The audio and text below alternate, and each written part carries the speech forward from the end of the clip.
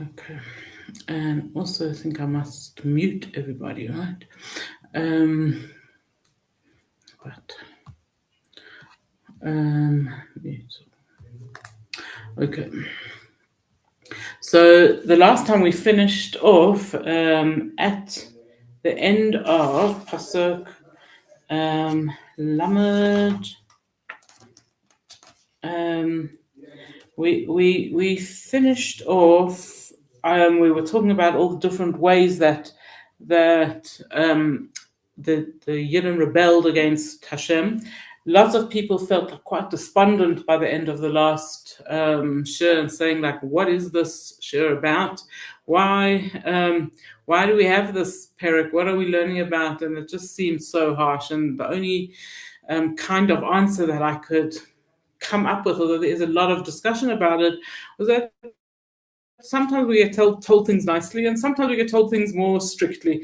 And this one we're being told more strictly. So I want to add a little bit of thought to that before I carry on the same theme that we were in. So we got up to the last time we spoke about the different ways that the Jews tested Hashem in the desert, and we spoke specifically. The last thing was we talked about the slav, those birds that came, and the Jews ate until they died. All of the slav, and we got up to the part. Pasuk Lamed Beis, B'chol Zos, with all of this, Chatu Eid, they still carried on sinning, V'lo ha'eminu b'niflosav, and they didn't believe in Hashem's miracles. So just to recap what happened up until now, we began this whole chapter, and we should have been warned about this right from the beginning. This is not a celebration or a thank you or a happy chapter. It begins with the word maskil. This is a chapter you have to understand. You have to, there's something you need to know. There's some deep purpose that you've got to take out of this chapter. And what is that deep purpose that we're taking out of this chapter so far? We've gone through a lot of history, and in the history we spoke about all different kinds of things that the Jews did wrong. We spoke about the Bnei Ephraim who left before they were allowed. We spoke about the different ways that they tested Hashem. We made lots and lots of comments about the things that the Yidden did, and each time they tested Hashem pulled through, but we didn't always. And afterwards, even after Hashem showed us the miracles, He split the sea for us. We got to the other side. We still continued to test Hashem, and we're going to see that even more so in the next psukim as we learn them. And I think one of the mafrashim that resonated so much with me was the one that said, history, when it comes to Yidden, is not about learning about the past, but it's rather about learning from the past. And when we realize that our responsibility with history is not just to remember stories that happened, but to take notice, and we say this all the time, but how deeply do we understand it, that history repeats itself, that human beings carry on doing the same things, possibly in a different format. We just keep on doing the same thing over and over. And so what is it that we are doing with this? Why are we telling and remembering all the bad stuff that we did and how we behaved? Is so that we should learn from it. So that we should see what happened and figure out what our response has to be. But also, we have to take chizuk from Hashem's response. And I think that's what we're going to see even more of now. Hashem does get cross with us. He does allow other people to harm us. He does get really, not just cross, he gets really angry with us. We lost our Beis HaMikdash. We lost Eretz Yisrael. Like, we have been punished, but we're still here. And why are we still here? Because Hashem wants us here. And I think that also is a big chizuk for us. And that's how this kapitel begins. Don't be like the generation Dor Seira Umera, a generation who are rebellious, but remember all these stories to tell them to Dor Acharon, to a further generation, to a later generation. So let's carry on from where we were and then see how this fits in with it. So Pasuk Lamed Gimel, Vayechal Behevel Yemehem. So their days ended in absolute fear, Ushnaisam Behala, and their years in terror. So what does it mean that the Jews in the desert, their days ended in fear or in terror? So the Jews of the who were living through the desert years, not a single one of them, or I shouldn't say not a single one, the majority of them, almost all of them, did not live to go into Eretz Israel. The ones who left Mitzrayim, because the sin of the spies happened in the second year that they were in the desert, and they only went into Eretz Israel 40 years later. What was the fear? Was that the Medrash tells us that every single year on the 9th of Av, there would be an announcement, and nobody knew who was going to die that year, but everybody would go out. Anyone who was of over the age of 20 would go out and dig themselves a grave and lie down in their grave. And in the morning, there would be another announcement that would say, let the living separate themselves from the dead.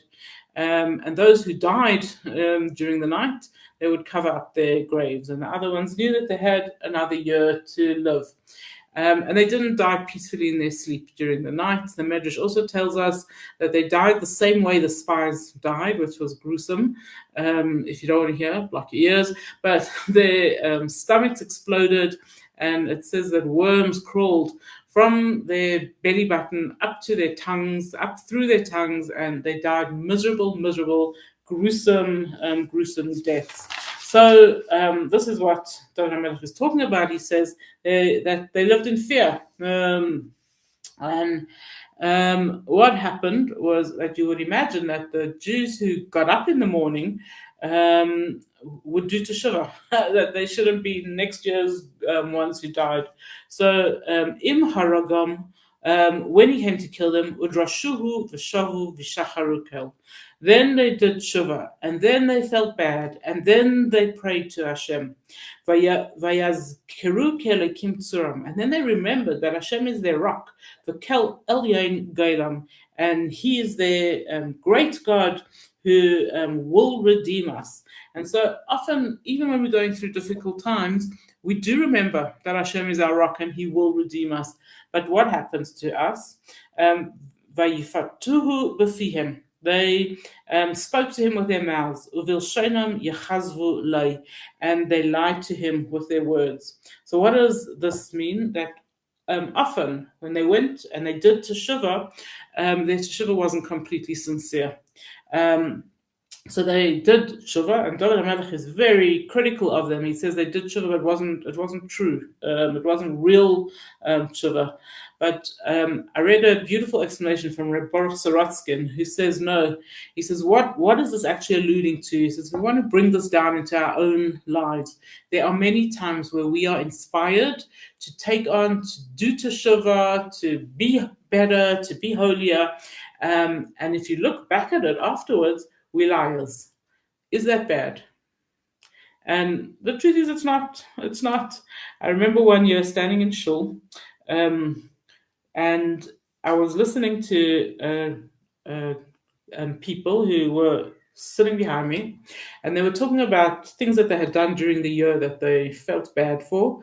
And one of the things which people love to say that they're never going to do again is to speak Lashon Hara. So here were these girls, and they were speaking about how this year they are not going to losh anymore. Those were their words. No more loshing. It's like, wow, okay. I'm sure I've also done that. Promised Hashem I'm not going to losh anymore, but okay, I've learned not to. Didn't they? I remember that it was Motzei Yontif, and my husband always asks that people shouldn't leave before Ma'ariv. And some people do, some people don't. And standing in shul still, and these very same girls were pointing out, they were pointing to all the empty seats of those people who had left shul before Ma'ariv. So like, hey guys, you are the ones who aren't going to losh this year, right? This is like, we're now 5 minutes into the year, okay, and you're already at it. So was it wrong that they said that they're not gonna speak lashon hara anymore? And Reb Baruch Sorotskin says, no, we all need to be inspired, and we need to be inspired to make resolutions, to have in us the desire to want to be closer to Hashem. Even if the reality is that we're not going to keep all the resolutions that we make, but David HaMelech is critical of that, because David HaMelech says, take on resolutions and keep them, and he's quite critical of people who don't keep what they promise to do. He says, "The libam le'nachanimai." Their hearts were not completely with Hashem, v'lei ne'emnu bivrisai, and they didn't keep their promises. Then it goes on to a very famous pasuk, one that you will probably all recognize. V'hu rachum, Hashem is merciful, yechaper avain v'lo yashches. He pardons sins and he does not destroy. V'hirbar lahashiv apai, and again, he restrains his anger. V'lo ya'ir kol chamasai, and he does not fully arouse his anger. So this is a pasuk that is our response to the fact that we want to connect with Hashem, but sometimes we just human beings, and we don't always do what we plan and we promise. But Hashem, He is merciful, and He does know what our intentions were, and He still sees our sincerity, and He forgives us. And David HaMelech says over and over, "V'hirbot lahashiv." He does this many times, that he forgives us over and over. So this pasuk is said at Ma'ariv, and the reason that it's dafka chosen as the introduction to the Ma'ariv service is because a few reasons. Firstly, Shacharis and Mincha, in the time of the Beis Hamikdash, there was a korban tamid, a daily sacrifice, which one of the main purpose of the korban tamid was to atone for any sins we did that day. At Ma'ariv, there's no korban tamid, so instead we say there isn't an official atonement sacrifice, and so we say this. We remind Hashem, you forgive us, right? Even without that sacrifice. A deeper understanding of why this is said at Ma'ariv is that Malchus, which means lashes, punishment, which would bring someone atonement, someone who needed punishment and would get lashes, their sins would be atoned for. So they were given just before dark, in other words, at Ma'ariv time. And as they were given the lashes, this pasuk was said. Fascinating, right? It was said 3 times. There's this pasuk has 13 words, which is like the 13 midas harachamim, like we say, Hashem Hashem Kel Rachum, you're a merciful God, and that was the number of lashes that a person would get, 39 lashes.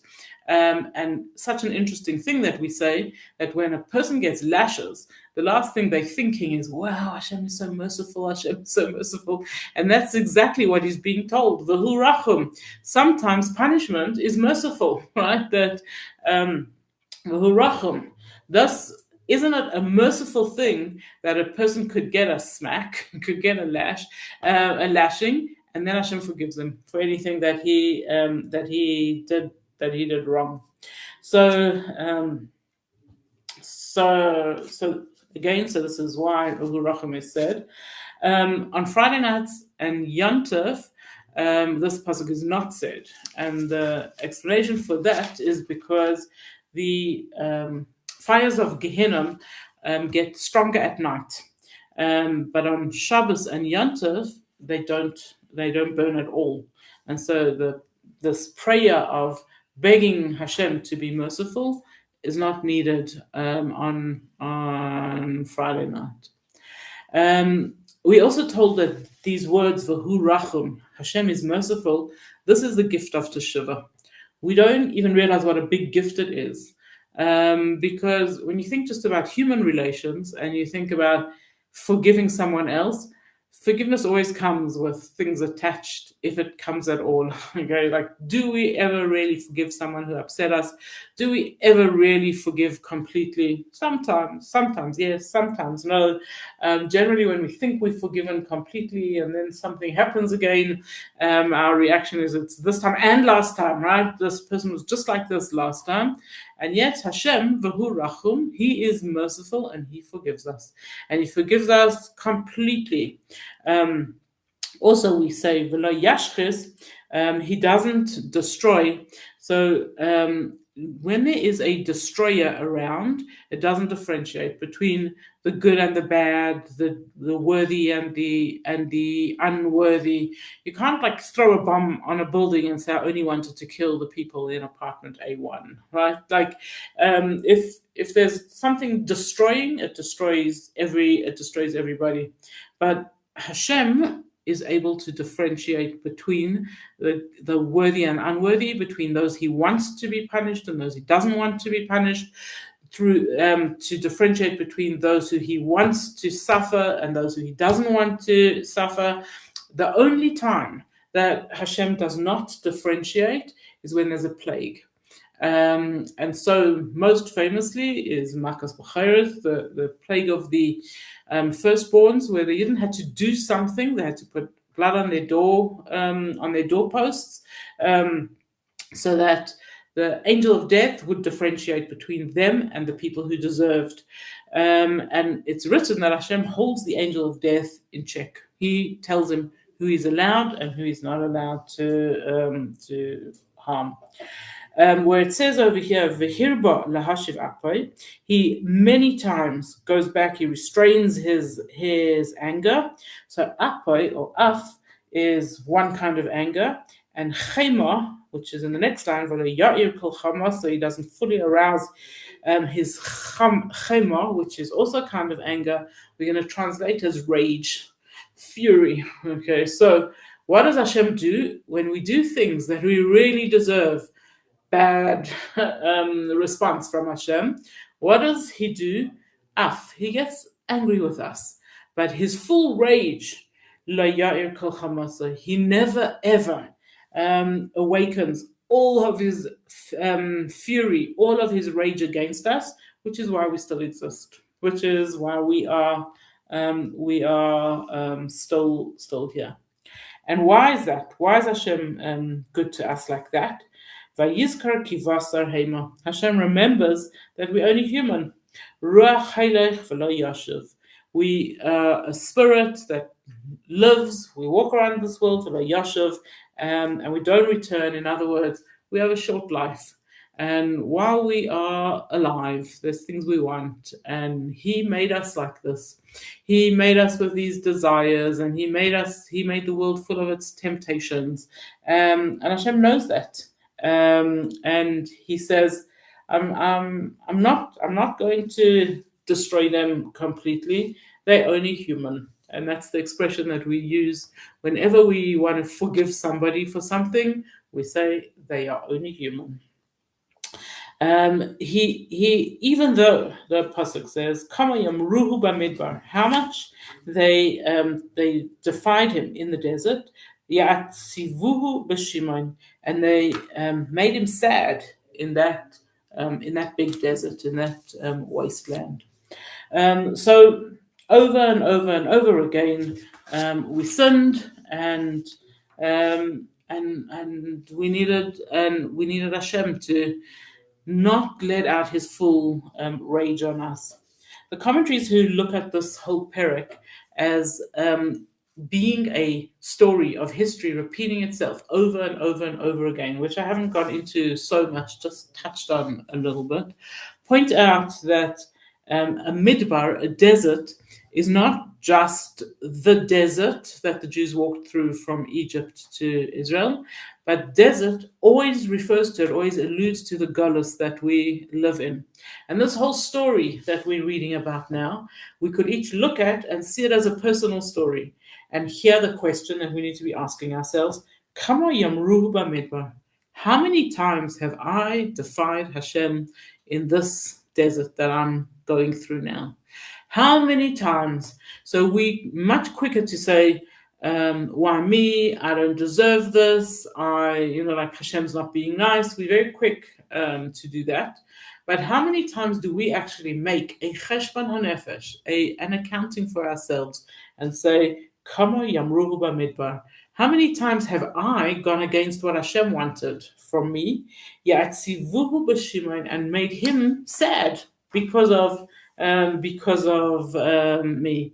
And the answer, Vayashuvu vayanasu kel kadosh Yisrael hisvu.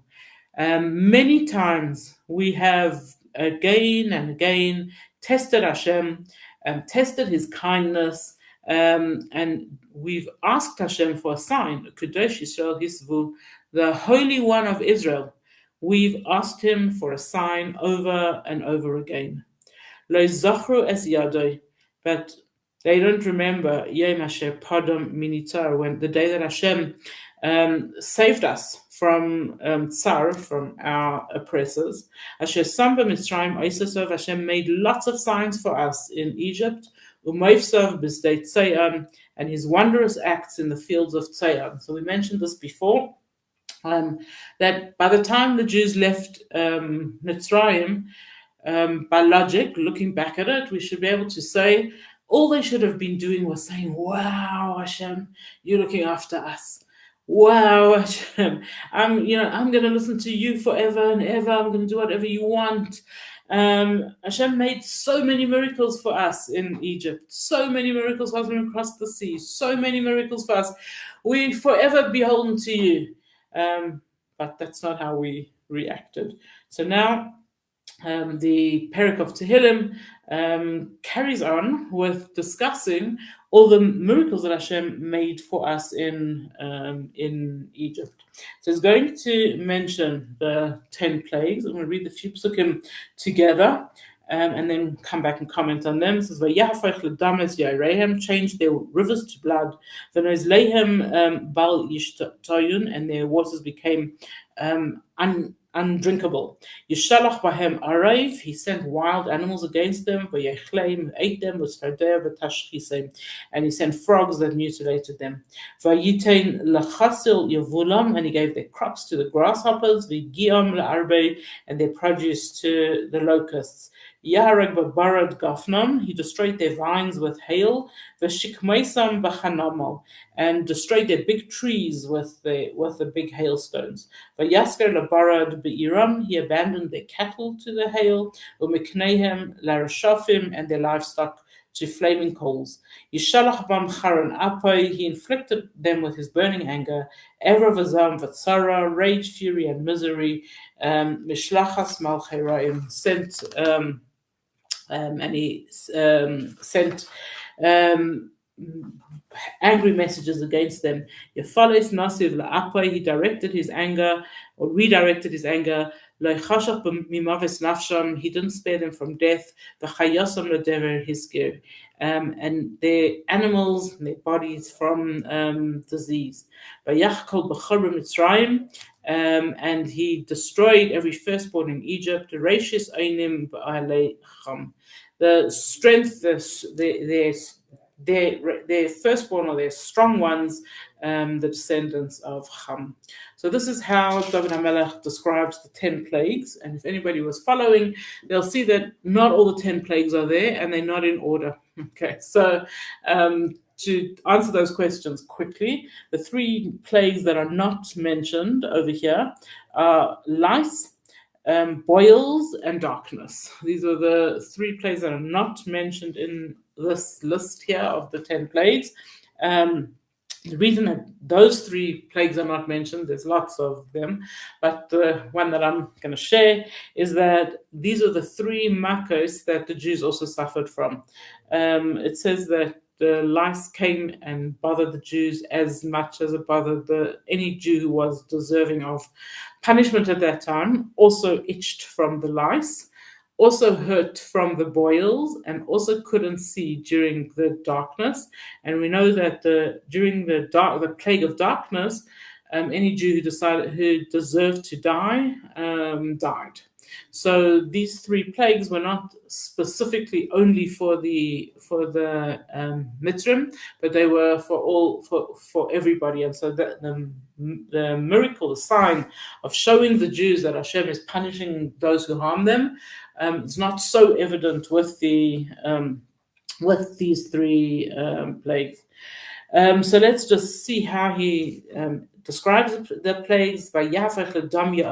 He turned their rivers into blood. That's the very first plague. Remember that the Egyptians worshipped the Nile River, and now their god turned into blood. Why Dafka turned the Nile River into blood? It says that the Egyptians did not allow the Jewish women to immerse in the Nile River and keep Taras HaMishpacha, and so the river was turned into blood. The only way that a Mitzri could get water, drinking water, was by buying it from a Jew. So this was a plague that was good for the Jews. The Arov, okay, so it says the wild animals came, and ate them. It ate the Egyptian children. The wild animals came and ate the Egyptian children. And it's told second here, even though if you remember the order of the plagues, it's dam, tzefardea, it's blood and then frogs. But here it says dam and then says arov, because arov was much worse for the Egyptians than frogs. Although most opinions say that the frogs came, which is the next words is fardeva tashchisem, that the frogs came and just bothered them. But the commentaries also tell us, or the Medrash tells us, that the frogs came and mutilated them so that they would not be able to have children anymore. Vayiten lechasul yivulam. Okay, the crops went to the locusts. Then the barad, the hailstones came, and this was really showing Hashem's might. Anything that the hailstones left, the locusts finished. After the hailstones destroyed the crops, and even the little crops that were destroyed on the ground got eaten by the locusts. One of the things that was so amazing about the hailstones was that it was ice and fire together, and the fire burnt anything that the hailstone didn't shatter, and says even big trees were shattered by these hailstones. Then it speaks about the animals the domestic animals that got sick and died. So they were killed even by hailstones. And then wild birds came and ate the flock, so that the Egyptians couldn't even benefit from the meat of their plagued or their dead animals. Pasuk Memtes says that Hashem was so angry with them. It was his apa, his anger, Evra, V'za'am, V'tzar, his rage, his fury, and his misery. You might recognize these words from the Haggadah, where the commentaries explain to us that the reason that we speak about every different emotion that Hashem had towards the Egyptians and every single plague that Hashem did to the Egyptians was because we promised that anything that Hashem did to the Egyptians would not happen to us. And so we try and elaborate on what Hashem did to the Egyptians so that nothing of that can happen to us Jews. And then finally it speaks about, well, it goes through other things, and then finally in Pasuk Nun Aleph 51 it speaks about Makas Bacheres, Pasuk Nun Aleph, Vayachkol B'char, and Hashem destroyed every firstborn b'Mitzrayim of Egypt, Reishis Einim, the oldest ones, Ba'alei Cham, descendants of Cham, and this we told over and over. This Hashem did himself. He didn't say Nivelei Malach, me, and not an angel. The miracle that the commentaries tell us is that on the night of Pesach, not a single Jew died, not even from natural causes that a Jew had or should have died that night, so that nobody should be able to say that a Jew died during the killing of the firstborn. Interesting to take note over here that it doesn't say, it just says all oldest children died. And even if they weren't in Egypt, so if they were Egyptian but they were living in Portugal, they also died over there. So these are the miracles of the 10 plagues. See, over my time already. So I guess I have a ship prepared for next week. Okay, so thank you. Please God, that's where we'll stop today and continue. Thank you, Rivki. Thank you. Thanks, Rivki. Thank you. Have a good Shabbos and keep warm. And you all. Yeah. And everyone keep warm. Take care. And don't send us your rain.